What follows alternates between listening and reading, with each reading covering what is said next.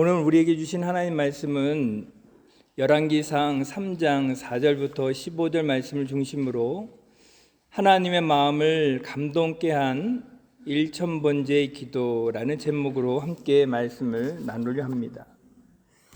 여러분들 인생을 살면서 우리가 인생의 결과를 얻는 부분에 있어서 이런 것을 깨닫게 되는 것을 보게 됩니다. 세상에서는 공짜도 없지만 반드시 원인이 있다면 결과가 있다는 것을 깨닫게 되죠. 어떤 면에 봐서는 내가 이것을 얻는 것이나 아니면 혹은 남들이 저렇게 되었다는 결과물을 얻을 때 우리는 혹 뭐라고 이야기하죠? 인과응보다라고 이야기할 때가 있어요. 그래서 어떤 것을 얻음에 있어서 그 사람의 어떤 원인이 주어졌던 그 원인으로 인해서 결과물을 얻었다. 우리는 그래서 그것을 인과응보다라고 하는 이야기를 합니다. 그런데 여러분, 이와 비슷한 이야기가 심음의 법칙을 의미할 수 있어요. 내가 무엇을 심었느냐에 따라서 거기에 대한 열매가 맺혀지는 것을 보게 되죠. 이것은 심음의 법칙이에요.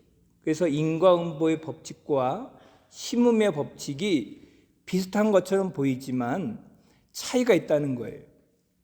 우리 믿음의 사람들은 인과응보라는 것을 이렇게 들 때 하나님은 마치 내가 무엇을 들임으로 인해서 복을 얻게 되는, 그래서 인과응보, 내가 잘못을 하면 하나님은 벌을 주시는 하나님처럼 느껴질 때는 인과응보라고 이야기하고, 또 내가 어떤 것을 죄를 심어서 죄의 열매를 걷게 되었다라고 이야기할 때는 심음의 법칙을 이야기하는 것. 그래서 이것을 사용할 때는 두 가지가 같은 것으로, 같은 맥락으로 이야기하는데 좀 다른 거예요. 예화를 하나 제가 들어볼게요.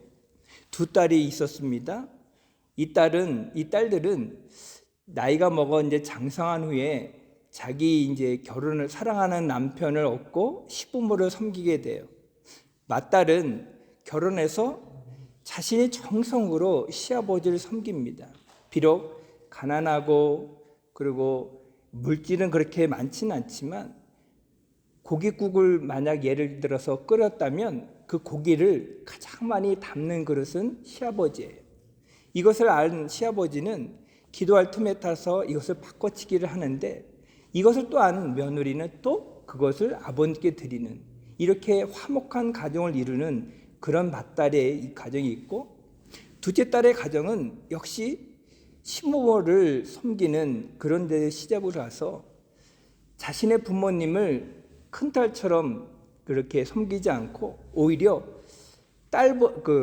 부모보다는 자녀를 잘 키우겠다는 목표로 맛있는 거가 있으면 시부모를 먼저 드리는 것이 아니고 자기 자녀를 잘 키우기 위해서 자녀에게 드리는 거예요.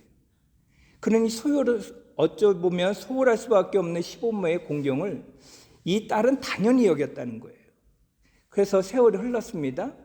맏딸도 이제는 섬기를 받는 그런 나이가 되었어요. 어느 정도 나이가 먹고 자신도 이제 늙어가니 자녀들의 그런 그 봉양을 받게 되잖아요. 그런데 그 자녀들도 역시 그 딸과 같이 그 부모에게 잘하는 거예요. 그런데 둘째 딸은 어떻게 했다고 이야기했어요? 시부모를 먼저 공경하기보다는 자녀를 중심으로 교육하다 보니까 이 자녀들도 그것을 똑같이 자기 자녀들을 더 공경을 하고 섬기고 오히려 자기 곧 둘째 딸을 섬기는 것은 그렇게 소홀하게 그렇게 여겼다는 거예요. 그러면 여러분, 우리는 어떤 의미를 두지요? 첫 딸이나 둘째 딸이나 똑같이 자신이 행한 대로 인과응보처럼 결과가 얻어진 겁니까? 아니면 심음에 따라서 그렇게 좋은 걸 심었으니까 좋은 열매 맺듯, 효를 심었으니까 효를 걷고, 또 부모를 불충하게 섬겼으니까 불충한 그런 대접을 받게 된다. 라고 그런 심의 법칙을 이야기할 수 있습니까? 어떻죠? 비슷한 것처럼 느껴지죠? 근데 여러분, 오늘 본문에 보면 솔로몬은 하나님 앞에 일천번제라는 그런 제사를 드림으로 하나님께서 복을 주었다라고 할 때는 인과응보라는 말을 먼저 표현할 수 있어요.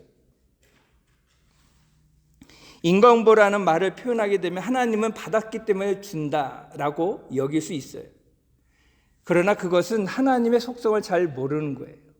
두 말이 비슷한 것처럼 느끼지만 믿음의 사람들은 하나님을 인과응보의 하나님으로 생각하기보다는 심음의 법칙을 따른 하나님으로 이야기해야 됩니다. 차이가 뭘까요, 그럼? 제가 좀 전에 이야기를 들었을 때 이 예화의 이야기의 차이가 뭘까요? 우리는 어떤 시각을 바라봐야 되죠? 우리는 어떤 태도로 하나님을 받아들여야 됩니까? 하나님은 내가 잘 섬기면 하나님은 복을 주는 것이 당연하다. 이것은 인과응보. 그러나 심의 법칙은 그렇지 않을 수 있다는 거예요. 여러분 한번 생각을 해보세요. 인과응보는 결과물에 따라서 원인을 찾는 거예요. 그러니까 결과물이 좋으면 원인도 좋다고 보는 거예요. 결과물을 중심으로 원인을 발견하고 원인을 찾게 되고 원인으로 인해서 결과물이 좋았다고 단정짓는 것이 인과응보예요. 그래서 과정이 필요 없습니다. 과정이 필요 없어요. 과정은 중요치가 않고 결과물에 따라서 하나님을 평가하는 것이 인과응보예요. 그리고 결과물에 분명하게 나타나는 것이 바로 이 인과응보입니다. 복 아니면 저주, 둘 중에 하나라고 이야기하는 것이 인과응보예요. 그러나 심음의 법칙은 여러분, 사과나무를 심었는데 그 사과는 몇 년에 거쳐서 자라고 열매를 맺게 되어 있지 바로 심었다고 열매를 맺을 수 있습니까? 그럴 수 없습니다. 혹 비바람으로 인해서 과일이 떨어지고 못 거둘 때도 있어요. 흉작이라 이야기할 수 있어요. 이게 심음이죠. 꼭 결과물만 중요시 여기는 게 아니죠. 그러나 반드시 결과는 있다. 왜요? 심었으니까. 사과나무를 심었으면 사과 열매를 맺는 것은 당연한 거예요. 제 말에 동의하시죠? 이게 심음의 법칙이에요. 그래서 과정이 중요합니다. 잘 갖고 와야 되고 잘 꾸며야 돼요. 그러면 우리 하나님은 인과응보의 하나님입니까? 내가 하나님을 잘 섬겼다고 하나님 복을 주고 내가 잘못 섬기면 하나님 저주하시는 분이십니까? 솔로몬의 예처럼 하나님께서 솔로몬을 사랑하시는 마음으로 복을 주었다 그 말을 빼고 인과응보처럼 하나님 앞에 솔로몬이 하나님을 잘 섬겼으니까 전무후무한 그런 지혜의 왕을 주시고 솔로몬처럼 복을 주셨다라고 이야기할 수 있습니까? 어떻죠? 정말로 그러나요? 여러분, 솔로몬은 지혜의 왕입니다. 오늘 본문 말씀을 읽은 것처럼 솔로몬을 하나님께서 어떤 복을 줬냐면 전무후무한 복을 주었어요. 그 복에는 여러 가지 것들이 있죠. 결과물로 나타난 것은 그래요. 그는 지혜를 하나님께 받아 잠언을 3,000편을 썼어요. 노래를 1,000곡 이상을 지었어요. 그리고 정치나 사회, 동식물, 법학을 통달해서 많은 사람들이 그의 휘하에서 그의 이와 같은 놀라운 감탄하는 이야기를 듣기 위해서 찾아왔다고 되어 있어요. 그리고 그는 병거가 1,400대나 되는 이 병거를 만들었던, 직접적으로 이 설계했던 왕이에요. 마병이 12,000명을 거느릴 정도로 강국을 이루는 그런 권력에도 힘이 있었던 왕이에요. 그러면 이 솔로몬이 전무후무하는 이와 같은 복을 얻었다는 것은 하나님 앞에 그가 일천번제라는 이 번제를 드림으로 인해서 얻게 되는 인과응보냐 이거예요. 그렇지가 않다는 것이죠. 하나님을 어떻게 섬기냐에 따라서 그 심음이 나타나게 되어 있다는 것을 오늘 저는 말씀드리기 원하는 거예요.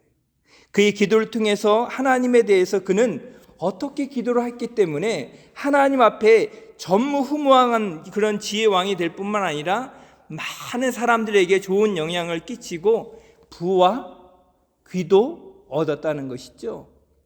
그 불을 얻음으로 인해서 부인이 몇 명이에요? 공식적으로 700명이라 돼 있어요. 첩은 300명이죠. 합쳐서 1000명의 여인과 결혼을 할 정도로 부강하고 막강한 권력을 가졌던 왕. 누구예요? 솔로몬. 하나님은 그 왕을 전에도 없고 후에도 없는 왕으로 만들어 주셨다. 이렇게 표현하고 있어요. 그러면 왕왕 우리가 이야기할 때, 하나님 앞에 기도할 때, 저도 우리 자녀도 솔로몬 때는 지혜를 많이 주세요, 전무후무한 그런 지혜를 주세요 라고 하나님 앞에 기도를 하면 하나님 응답해 주실까요? 그것은 하나님 한번 솔로몬에게만 주신 복이기 때문에 그에게만 해당되는 것이죠. 똑같이 솔로몬처럼 그와 똑같은 전무후무한 지혜를 얻을 수 있는 응답은 없습니다. 그렇지만 우리가 오늘 솔로몬이 어떻게 하나님 앞에 기도를 드렸고 어떻게 하나님을 감동시켰기에 하나님은 그에게 전무후무한 이와 같은 복을 주셨는가? 인과응보가 아니라 하나님 앞에 어떤 신물, 어떤 기도를 드렸기에 하나님은 이와 같은 복을 주셨는가? 함께 몇 가지로 살펴보자는 거예요. 대표적으로 솔로몬이 하나님을 어떻게 했습니까? 하나님을 사랑하는 마음으로 1000번제의 제사를 드렸다. 그래서 우리는 하나님을 사랑하는 마음으로 기도를 드린 왕 하면 솔로몬을 들 수 있다는 겁니다. 성경 말씀 4절 말씀에 보면 이렇게 기록하고 있죠. 이에 왕이 제사하러 기브온으로 가니 거기는 산당이 큼이라. 솔로몬이 그 제단에 얼마를 드렸어요? 1000번제를 드렸다. 여기에 비춰서 볼 때 여러분 1000번제라는 것이 얼마만큼의 숫자인 그런 제사인지 아시죠? 얼마만큼 제사예요? 얼마만큼의 제사예요? 1000마리를 드리는 제사예요. 1000번제니까. 구약에는 5가지 제사가 있습니다. 속죄제, 속건제, 화목제, 소제, 번제. 근데 여러분 여기 1000번제라고 되어 있죠. 1000마리의 소를 잡아서 번제를 드렸어요. 번제는 이 불로 완전히 태워버리는 제. 그렇기 때문에 연소하는 제예요. 시간도 오래 걸리고 노력도 많이 합니다. 한번 상상을 해볼까요? 소 한 마리를 끌고 와서 도축을 합니다. 그냥 죽이나요? 거기다가 안수하죠. 모든 죄를 뒤집어 쓰기 위해서 이 소에게 안수를 합니다. 근데 이 소는 죽지 않으려고 발악을 하겠죠. 몽둥이나 아니면 망치로 때리면 소가 즉각적으로 죽으면 괜찮은데 그렇지 않으면 발버둥 칠 거 아닙니까? 그 고통하는 소리가 그 제단 앞에 많은 사람들이 듣고 있는 거예요. 소의 울음소리에 사람들이 어떤 마음이 들까요? 이 제사가 쉽게 드리는 것처럼 여러분 드려진다고 생각하면 오산이죠. 소 한 마리 잡을 때도 많은 사람들이 주위에서 잡고 그 소를 죽이기 위해서 칼을 찔리거나 망치를 내려치거나 도끼로 때려요. 근데 소는 죽지 않으려고 발버둥을 치고 도망가려 하는 그런 해프닝도 일어날 수 있잖아요. 그리고 얼마나 많이 소들이 울까요? 1000마리나 기다리고 있잖아요. 이 소를 잡았다가 한번 쳐요. 그러면 피를 온전히 다 쏟아내야 됩니다. 그리고 각을 떠야 돼요. 가죽을 벗겨야 됩니다.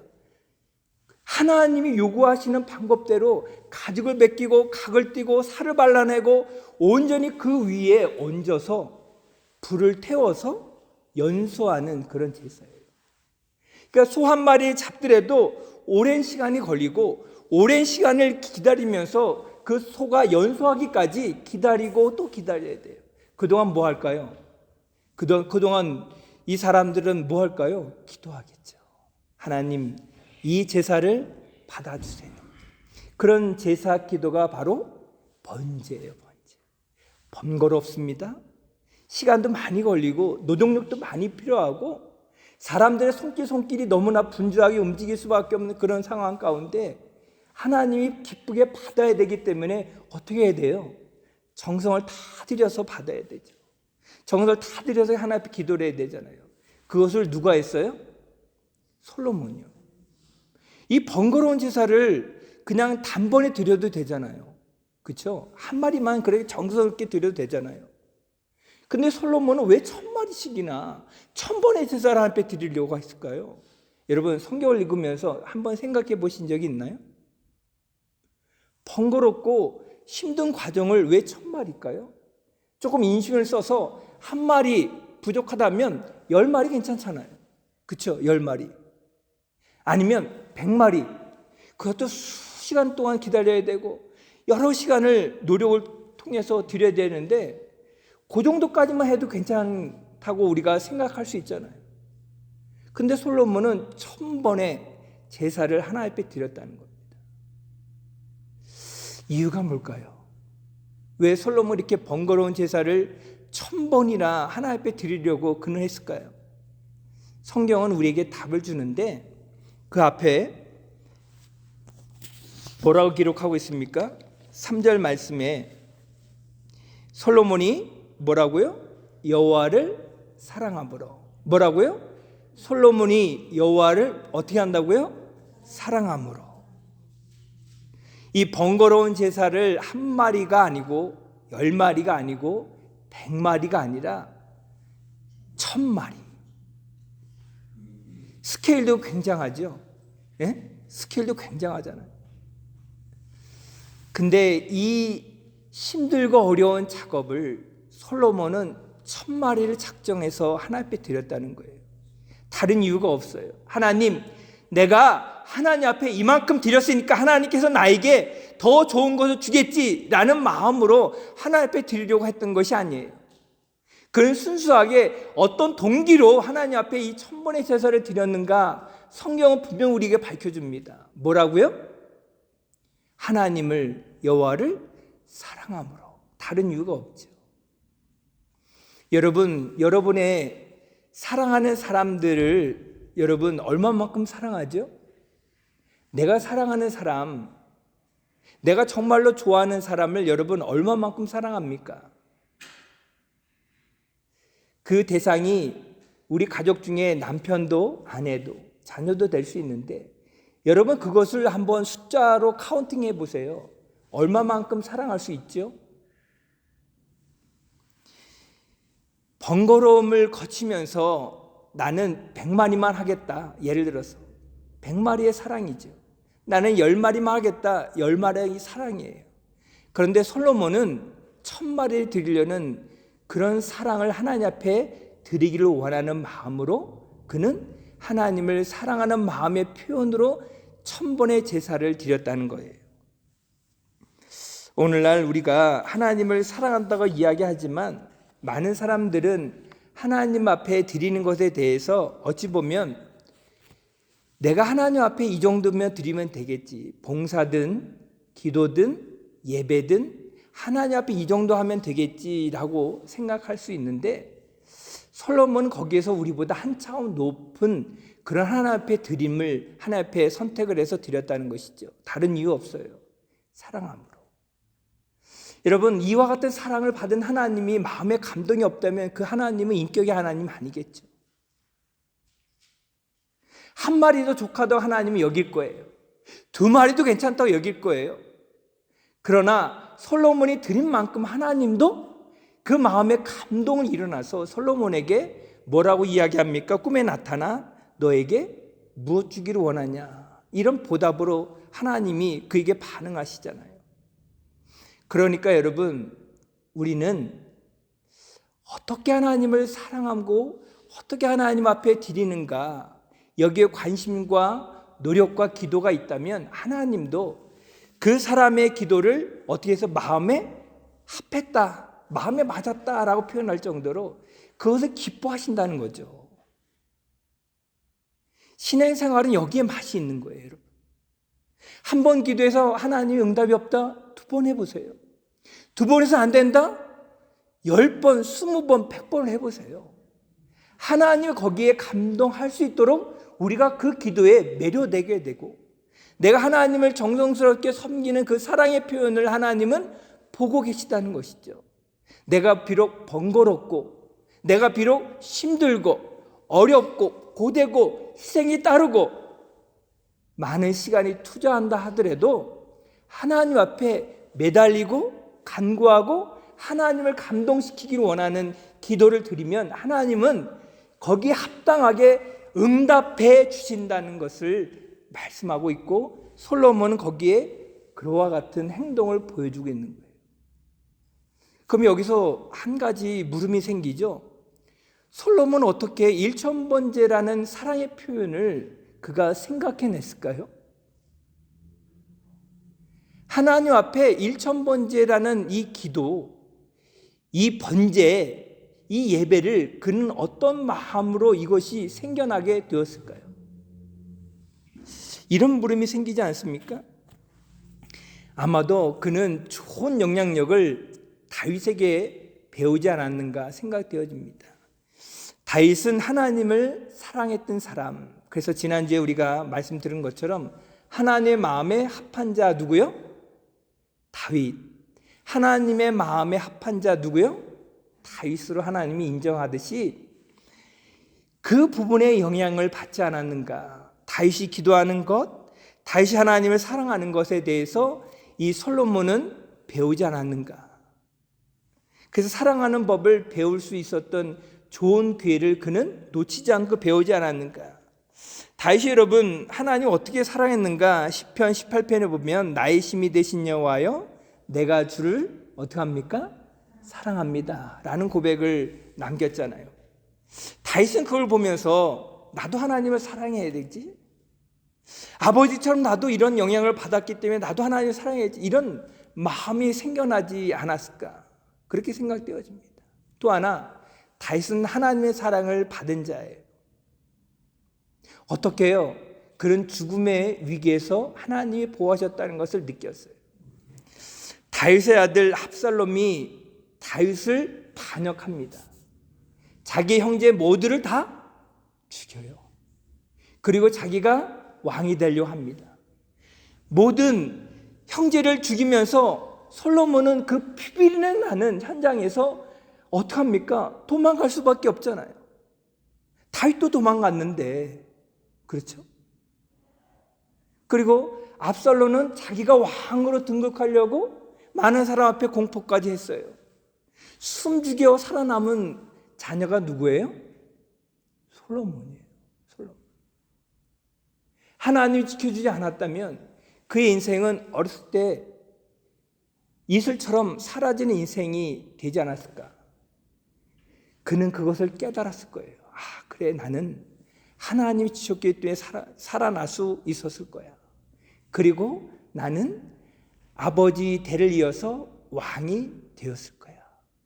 이런 것을 그가 마음 스스로 깨달았기 때문에 하나님 앞에 보답하고 하나님 앞에 드리기를 원하고 하나님을 사랑하고 하나님을 품고 하나님 앞에 기도하기 원하고 기도의 맛을 알았던 이 솔로몬은 하나님 앞에 일천번제라는 광대한 기도의 계획을 하나님 앞에 드렸다는 것이죠. 여러분, 우리가 평생을 살면서 빚진 사람의 마음을 갖고 있는 사람은 그 빚을 마음 가운데 어떻게 해서든 갚으려고 노력을 해요. 돈에 빚진 사람이든 아니면 이 어떤 사람에게 의해서 내가 어떤 빚을 빚었든 그것을 갚으려고 노력을 하잖아요. 이것이 인간된 도리 아닙니까? 솔로몬도 그와 마찬가지로 자신이 하나님 앞에 빚진 것에 대해서 감사하기 때문에 일천번제라는 놀라운 그런 일들을 그가 감당하면서 하나님 앞에 힘들지만 고되지만 하나님 앞에 열심히 하나님 앞에 드렸다는 것이죠. 저는 여러분이 하나님 앞에 솔로몬같이 이처럼 사랑을 깨달았으면 좋겠어요. 다윗에게 받은 그 좋은 영향력을 솔로몬이 받은 것처럼 여러분 주변에 좋은 영향력을 갖고 있는 분들이 계시잖아요. 이 정도 우리의 연세가 되었다면 다윗처럼 좋은 영향력을 끼칠 수 있는 분들이 되셔야 되잖아요. 거기에 기도하는 영향력, 하나님 앞에 풍족하게 드리고 아낌없이 드리고 내 사랑을 드리고 내 사랑을 품고 하나님 앞에 드릴 수 있는 그런 영향력, 그렇게 하나님 앞에 기도할 수 있는 그런 영향력이 있는 사람이 되었으면 좋겠습니다. 두 번째로는 솔로몬은 하나님 앞에 겸손한 기도를 드렸던 그런 주인공입니다. 7절 말씀 볼까요? 나의 하나님 여호와여, 주께서 종으로 종의 아버지 다윗을 대신하여 왕이 되게 하셨사오나 종은 작은 아이라 출입할 줄을 알지 못하고. 지금 솔로몬이 자기를 표현할 때 왕으로 표현했습니까? 아니면 영웅으로 표현했습니까? 아니면 훌륭한 기도자로 표현했습니까? 뭐라고 표현하고 있죠? 작은 아이다. 작은 아이라고 자기를 표현하고 있어요. 근데 솔로몬이 이때 당시에 왕으로 등극할 나이가 대체로 학자들의 의논이 조금 분분합니다.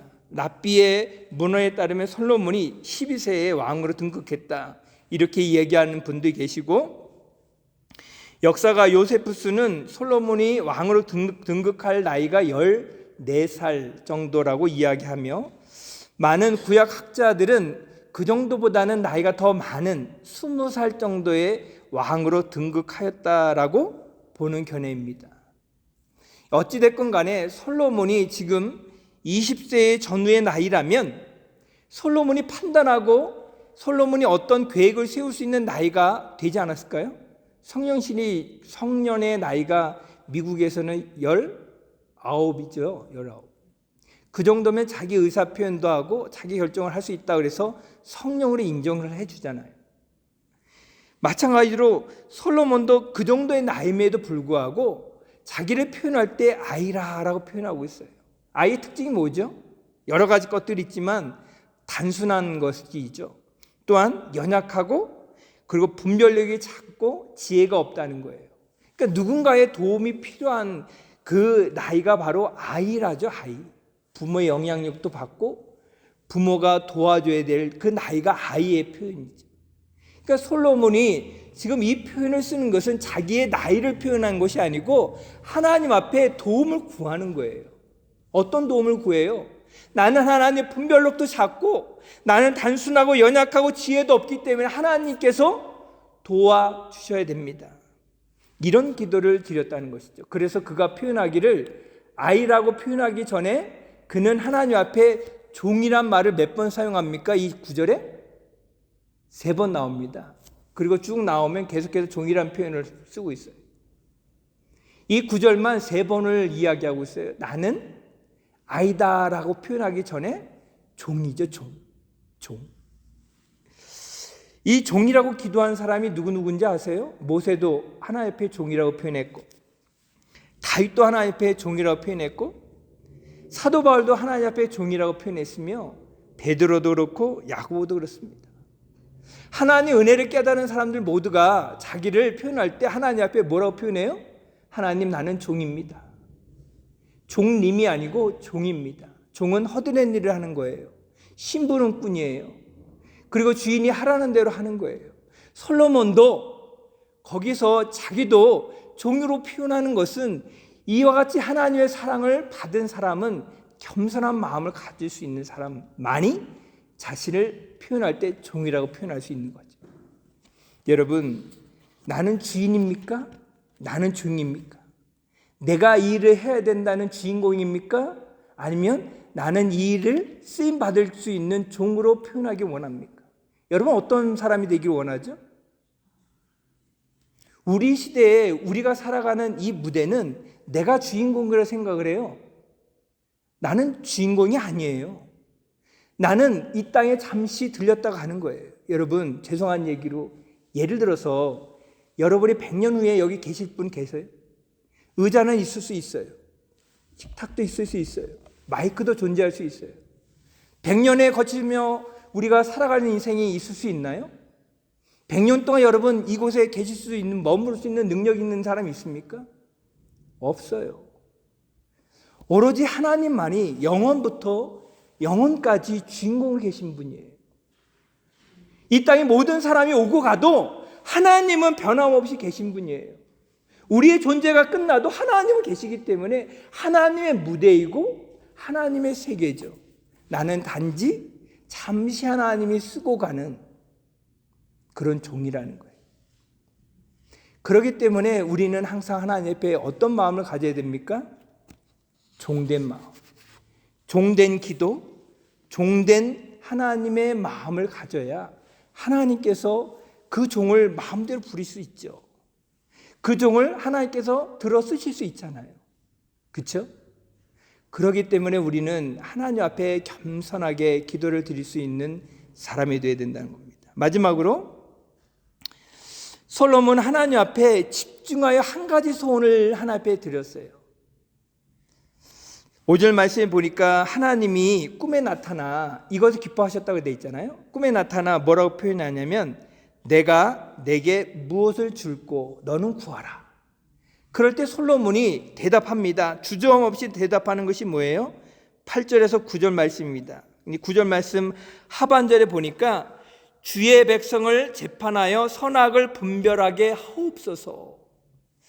이스라엘 백성들이 수많은 사람들이 있기 때문에 나는 그들에게 하나님 앞에 분별력이 없고 재판의 능력도 없고 선악을 알 수도 없기 때문에 그 지혜를 달라. 오직 한 가지예요. 하나님 뭐라고 이야기합니까? 너는 부도 구하지 않고 명예도 구하지 않고 장수도 구하지 않는구나. 그렇게 이야기하잖아요. 그러니까 이 솔로몬이 자신이 품었던 기도의 제목 한 가지를 1,000번을 드리면서 하나님 혹시라도 내 기도를 받으시면 한 가지를 응답해 주세요. 그게 뭐예요? 지혜의 지혜. 명예도 구하지 않았습니다. 장수의 날도 구하지 않았어요. 이 나라가 경고케 되기를 구하지 않았어요. 오직 지혜. 이유가 뭐예요? 하나님의 백성들을 잘 분별하여 다스릴 수 있는 지혜를 구했다는 것이죠. 여러분, 우리는 평생을 하나님 앞에 드릴 수 있는 이 기도의 제목 한 가지는 다 품에 있어야 됩니다. 내가 하나님 앞에 평생을 드릴 수 있는 기도. 평생을. 눈만 감으면 하나님 평생을 드릴 수 있는 기도. 눈 뜨면 내가 하나님 평생을 이 일을 하겠다는 이 기도. 이것을 우리는 뭐라고 이야기합니까? 소명, 사명이라고 이야기하죠. 내가 평생을 하나님 앞에 드릴 수 있는 소명과 사명, 이 기도에 목숨 바칠 수 있는 거. 그래서 어떤 분들은 전도한 일에 있어서 평생을 기도하는 분 계시고 어떤 분들은 주의 전을 위해서 헌신하겠다는 평생 기도가 있습니다. 그런 평생 기도가 있는 사람은 흔들릴 수가 없어요. 하나님 무엇을 죽고 할 때 하나님 이미 다 알고 계세요. 그 기도에 하나님은 기뻐하시기 때문에 흡족하게 줌에 있어서 넘치게 주잖아요. 그리고 그 다음 말씀에 보면 뭐라고 표현되어 있습니까? 너가 부와 영광도 구하지 않았기 때문에 내가 이 모든 것을 더하여 주겠다라고 말씀하시잖아요. 여러분 인생사에 있어서 여러분 죽음이 두렵습니까? 인생사에 있어서 먹고 사는 문제가 나에게도 굉장히 커요? 내가 연약한 부분이 거기 굉장히 나에게 커요? 하나님 그 부분까지도 알고 계세요.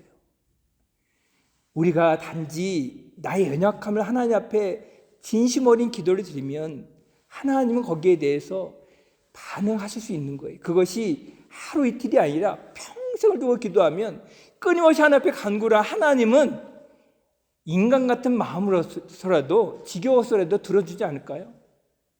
너무나 끈질기게 기도하기 때문에 하나님이 들어주지 않을까요? 여러분 평생 기도해 보세요. 그 기도가 하나님 앞에 마음에 합하면 온전히 하나님께서 들어주신다는 사실을 믿고 기도할 수 있는 저와 여러분 되어지길 간절히 축원드리겠습니다.